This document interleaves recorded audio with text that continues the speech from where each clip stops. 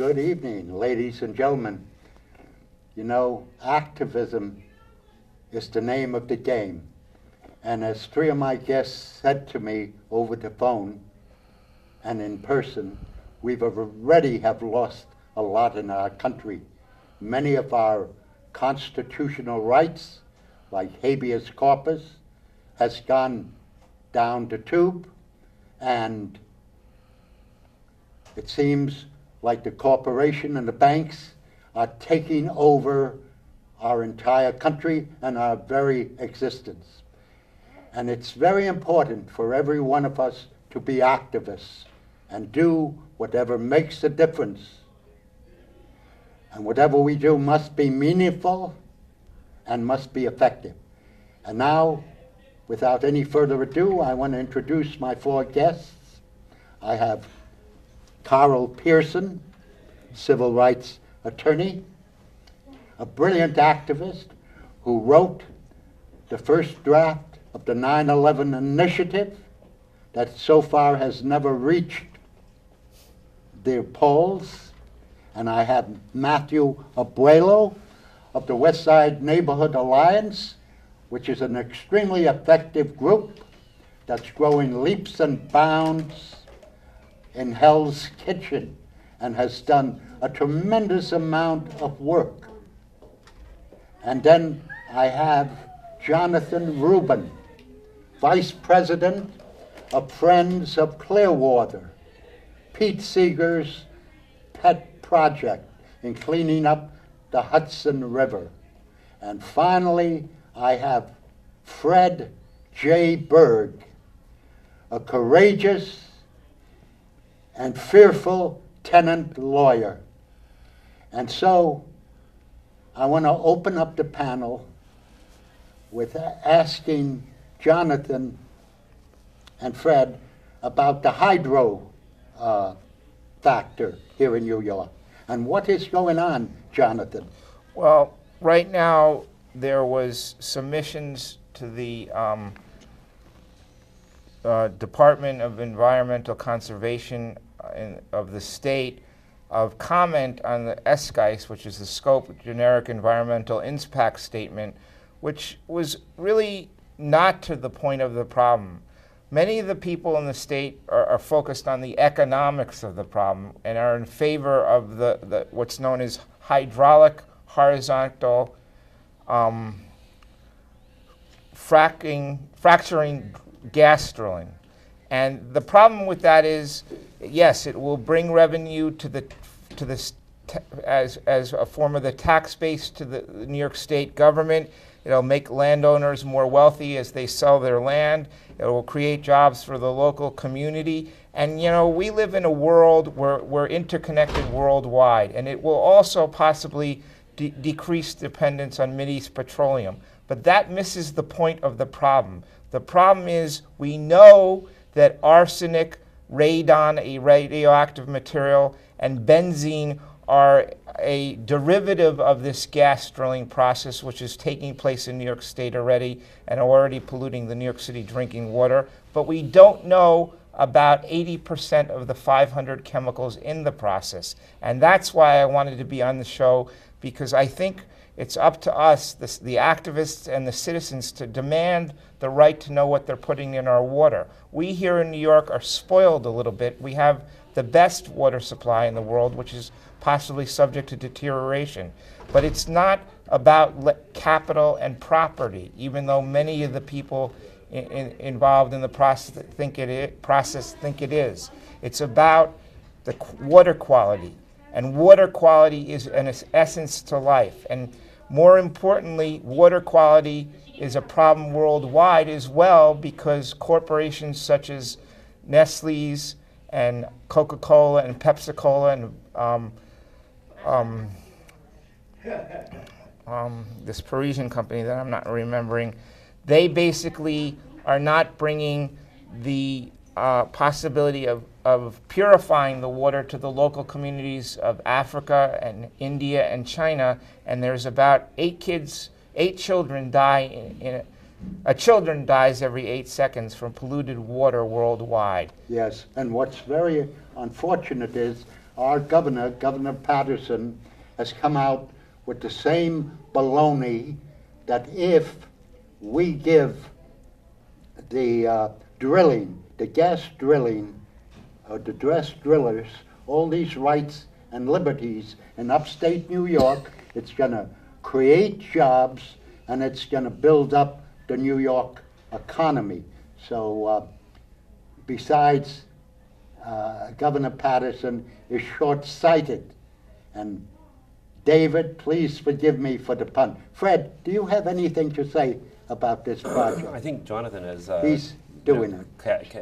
captured it pretty accurately and succinctly. You were wrong in one respect. Yes. You didn't catch the full the full meaning of what the governor is doing. That maybe he recognizes that by allowing this condition to take place, we're going to have need for a lot more nurses and doctors and hospitals, and he's going to create even greater employment that way. I see. I think that You're is right. a long-term picture, You're right. actually. Yeah. I'm so Hopefully. happy that Carl came in, because Carl is really holds many of the answers that we're looking for. For instance, he's working on building a free academy in Vermillion, Ohio. Yes. Right? Yes. And you're really far along that project. You did try upper state New York for your free academy. And tell us about your feelings about how much can be done if we really reach out to middle America in the small communities. What do you feel that can accomplish, Carl? Well, I was going to halt you and say you can't do it but for the phrase "in a small community." If you try to reform the country or a state or a large city, it's impossible as I see it. It's not feasible for a person like you, me, the group of us. We can't do it. But I have decided that I'm going to concentrate on one of the smallest, in other words, a small town anywhere in the United States. If I can pick just one small town and get their cooperation, I can create prosperity for the town. I'm positive I can do it. There's 4 things that I'm going to do. And that is, and I'm working in Vermillion, Ohio with a mayor who just left office, and now she's no longer the mayor and has a better chance of implementing it when she's no longer mayor. The 4 reforms that are necessary to create and sufficient to create prosperity are a tuition-free equivalency college. No degree, no extras, no library, no dispensary, no food service, you know what I mean? Just an office space and great teaching them about how to create renewable energy, creating manufacturing, and doing landing pages and pay-per-click and everything they should know to really arm themselves to be more competitive in this world. So that's number 1. Number 2 is to have a town attorney general who will be enforcing the rights of residents as distinguished from a criminal prosecutor who enforces their duties. We have too much duty enforcement, we have no rights enforcement, and we've lost the country as a result. And that means we will have enforcement of rights at government expense rather than at individual expense, which doesn't work out, I know, because I've tried to do it for 40 years, it doesn't work out. Thirdly, I'm going to have an area-wide payroll administrator so that small businesses don't have their own payroll. They will put their employees into an office temp service and never have to terminate payroll, because that single workman's comp policy, single disability policy will remain forever. There will be no short rate, no extra purchases. You won't have 800 policies, one for each business in the area. Homeowners will check in and will never have an audit because there won't be a termination of the policy. So that will encourage people like me to hire others, because I won't have to worry about maintaining the payroll through paychecks or ADP. And finally, the best thing of all, the most critical reform, is that I found a way to replace the diminishing job marketplace. I've created a new marketplace for tasks. We'll all put our tasks that we want to perform for money, keywords, tutor quantum mechanics, high school level, put our zip code in, and anyone will then, from the website, their own computer will put in their own zip code and then say, I want someone to tutor quantum mechanics within 4.3 miles of my zip code. You can put in anything. I urge, and it's all for free, 500 different tasks that you would like to perform for money. Once I go into every household and line everyone up, put them on internet, I'm going to then I'm going to market the database within a 25-mile radius around the town with low-cost local advertising, which only costs a minute per radio minute, a dollar per radio minute. And that's a 2,000 square mile area. If you have a radius of 25 miles around the town, it's 2,000 square miles. So the people in that area will purchase the goods and services being offered.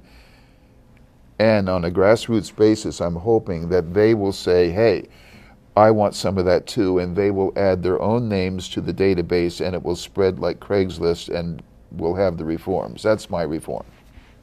A lot of synergy there. Yeah. That's really amazing. It's amazing. You see, this show is primarily going to be about activism. That's why I have 4 dynamic activists here, and so on. And it's very important for every one of us to come up with a plan. Forget about your credentials. When you become an activist, you go to work and you practice your craft. And believe it or not, the answers will come to you as you work with more and more people and as you reach out to everybody. That's why sometimes when I run into a very confused person who has no inkling of what to do, I say, start simply. Start working in a community garden, or start reaching out to an elderly person. So, of course, I am sophisticated enough to know that that's not going to change the world completely. But it's a step. And as you go, you take the first step, you'll eventually take the second step and the third step. And believe it or not, you'll even reach the step that Carl is at, and the step that Mathew Abuelo is at. Mathew, tell us about the Westside Neighborhood Coalition, and when are you going to get Carl as a member who lives nearby? All right, well, I guess to answer your last question first, you know, I have a number that he could call, and we could sign him up as soon as possible. As far as the Westside Neighborhood Alliance is concerned, we are a community-based organization. We don't only serve Hell's Kitchen, but most of the West Side, usually starting from about Chelsea to Harlem. You know, we work on such issues as combating the problem of illegal hotels. We were there during the whole rail yards hearing about the new community that they're looking to build there and in the surrounding neighborhoods. We also, we have a campaign to organize the Latino population, mostly of Hell's Kitchen, but also in the surrounding neighborhoods. But I mean, those are actually right now our main campaigns. We have a clean air campaign to fight against idling of both private cars and buses. We started in 2006. We're all in separate campaigns, but we were approached by somebody from the Housing Conservation Coordinators on 52nd Street who proposed that we all come together as one organization, and that's really how it happened. And Mathew, I want everyone to hear this. You're not from New York. Where are you originally from? I'm actually from New York. I've lived all over the country, but... Oh, you lived all over the country. Right, but no, I am from New York. I've got a question for him. Yes? And that is, what's your position on Columbia University and the other universities by which they're taking all of this property and taking it out of the availability for human beings and just expanding the institutions and taking the property off the rent rule, off the tax rules? Right. Well, there's two answers. Number one, the organization itself hasn't taken a firm stand specifically on that. However, with that said, we have been in somewhat of a fight with them over the situation in that they are contributing to what's known as illegal hotels. that are residential buildings using their buildings for transient purposes. They've been, we recognize that they're taking hundreds, even thousands of units of affordable housing off the housing market for their students who are only going to be there for a short period of time. In fact, there's a slew of landlords right now who we are fighting at the moment who are also contributing to that problem. And also it's causing an expansion of the universities and bringing more people in and driving the residents out as a result, I would think. Well, no, that's what I'm talking about. I mean, part of the problem, anytime you deal with both this problem and the specific problem of illegal hotels, tourist hotels, is that you do two things. Number one, again, you take affordable housing off the housing market, but you also create a lot of harassment and dangerous situation for everyday tenants. I know in one apartment building, the building manager broke a tenant's neck as in what's been a long line of harassment. In the same building, mail has been stolen. The deterioration of whole sections of the apartment building have been allowed to go down. Tenants are harassed, constantly yelled at for no apparent reason. I know one woman who was assaulted by one of the maintenance people who just simply asked him to fix something in her room. He was drunk and just started assaulting her. So no, I mean, what you mentioned, I mean, is certainly something we're looking at, but it does create a, really a hazardous conditions. I have a question for Fred Jerome. For Fred Berg, a tenant lawyer, and it sort of really has been in my mind for years. Now, we're all activists, and we believe in tenant activists, and we know that the tenant who's in trouble with the landlord can do a lot for themselves. As a tenant lawyer, tell me, when should we come to you when we're in trouble with our landlords? And how much work do you believe we should do ahead of time? And I know it's possible that many of us have solved our situations without professional attorneys. This week, a guest was supposed to join me upstairs in the Express studio. She phoned me up and said, "I can't be your guest today, Joshua, because I was served papers by my landlord." I won't say who it is, but it's a pretty well-known New Yorker. She was served papers, so I told her that before, I'm glad she can go to a lawyer, but I also told her she should go to the tenant activists, like, for instance, Jonathon, Rubin. So what's your feelings about that, There's also Fred? Facilities that are provided in the civil court building, like there's do-it-yourself centers in all the boroughs that and there's staff there that people can provide assistance to explain sometimes what the arcane papers, documents are trying to convey, and other times just in how they're written up. A tenant who is entitled to quiet possession after payment of the rent. That's the simple situation. The landlord-tenant court has, in my view, has somewhat limited jurisdiction, and that is to witness payment of the rent when there's trouble by the tenant to the landlord. Landlord-tenant court also has obligations to ensure habitability of the apartment, to make sure that the tenant's occupancy is not just the tenant just doesn't have the rudiments of 4 walls and a ceiling and a floor, but also the benefits of heat and hot water and an environment that's healthy for the tenant and his or her family. So, but to answer your question, when should a tenant contact a lawyer or another professional or take action as a non-attorney advocate for themselves? It's I guess as soon as possible. As soon as they get some type of indication that there's a problem, what then happens is kind of a fact-finding process to determine whether in fact there is really a problem or whether it's a problem that's being created by harassment, or a situation.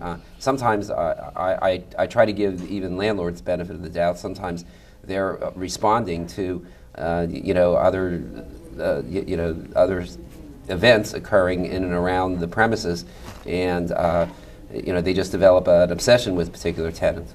There's a lot of think of it like sometimes neighbors develop a fascination that the dog upstairs is the neighbor with the dog is making too much noise, and they just develop this obsession about it, and file a complaint so that the neighbor with the dog has starts getting the landlord starts acting on behalf, because the landlord starts getting anxious that once the tenant is removed, then the rent can be increased and make more money. We're all we're always interested in making more money somehow.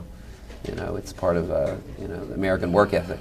Nothing we can do about it. But landlords also can be instilled to find the obligation and duty to the tenants to make sure that their the habitat is good and healthy environment, safe from biohazards. Fire and safety protection, I think, are priorities, should be tenants' priorities. Make sure that not only should they engage in self-help, but make sure that neighbors and the landlord do the same thing. It's all, public safety issues are always helpful in any environment, whether and in any class of building, whether it's whether it's rent, what we the old tenement style buildings or these new modern buildings going up. Some of the architectural and environmental issues that are being addressed are, with the newer buildings, are really incredible. That one broker described the apartments that were going to be opened shortly each as hermetically sealed. So so that the air, so that odors and things would not travel from one apartment to the other. If that in fact occurs, I think that's an incredible achievement. And certainly, there's people react to food being cooked, and other odors coming out of apartments, things like that. So, if that can be achieved, that's great, and it can only, again, lend to kind of quiet possession for a tenant and his or her family. Mm-hmm. Yeah, you see, these problems are extremely complex, and to really sift through them, you need a team. Plus, it really is very helpful to do a lot of your own reading, like I opened the program with the Hydro Project. And if you Google in the Coalition for a Livable Westside, they have a lot of information on the Hydro project in upstate New York, the drilling for gas, and how it's going to possibly affect the water supply here in the city, and it's already affecting the water supply, the purity of water throughout the United States. Like, for instance, it was also done in Arkansas. So these are difficult problems, and all I can say is we desperately need activists. We need you to do your share, who's watching this program. Come in and pitch in. You've got to put your shoulder to the wheel, because time is short. And this point that I made, that we have lost it a lot in this country, can only be reiterated by Carl and Mathew. I'd like you, Mathew, touch upon that point, that we have lost a lot here. A lot of our rights, a lot of our freedoms. Well, I mean, absolutely. I mean, I think you could, it's such a big issue to tackle, but certainly, I mean, we now, what's actually about to, just trying to think of the best way to put this. I mean, right now, one of the advantages of... Jonathon, I think people need to reclaim their rights. Right. I think that our rights are there. I think that, and I think that across the generations, people need to realize and just recognize and claim them. Maybe you've encountered that in your street justice work already. Well, I mean, as far as the loss of rights and what we're doing, from what we've seen is that, I'm just talking specifically now about it in terms of tenants' rights, is that again, as I mentioned, one of the tenants for whom I've had regular contact with was assaulted, had his neck broken by the manager. Well, fast forward about 2 years later, that case has since been, actually I have no idea where it is now, I've lost contact, but anyway, so this same person assaulted a woman, she called the police and she got arrested along with him. In fact, they claim that she was trespassing in an area where she shouldn't have been, but she was invited to go into the area. We also have a problem, I think, with city agencies who do turn a blind eye. In fact, one just had several of their agents arrested for the connection to the mob. We have several others that have been absolutely unresponsive to a lot of what we're doing in combating the illegal hotels issue. But one of the things that we've found that does help is really forming a relationship with your local public officials. Mm-hmm. I know on the Upper West Side, specifically on West 86th Street, our close connection with the representative there really has helped us save the homes of several tenants, in fact. But unfortunately, I would say right now in New York City, housing groups are really up against a landlord-run city, and there is no disputing that. Bloomberg. Mathew, I'm sorry. I just want to say, as usual, I've taken a big slice of the pizza, and I'm not able to finish it. It's only a half-hour show, and we have a minute to go, and we have so much to discuss, and I think it's really a big proposition to go out to face you guys tonight and tell you must be activists, you must get off your butts, and you must walk like the people in Spain and Paris did a few years ago, because we're in a hell of a lot of trouble. And Big Brother is taking over. You feel that way too, Carl? Oh yeah. There's little we can do about it because we have less money. It's more costly to enforce our rights. The courts are less inclined to grant the justice that we seek. It's all slipping away from us, and we have to do something to halt this slide. I wanted to point out to your listeners that you're absolutely right. We have to stand up for our rights, and they are being trampled upon by the government.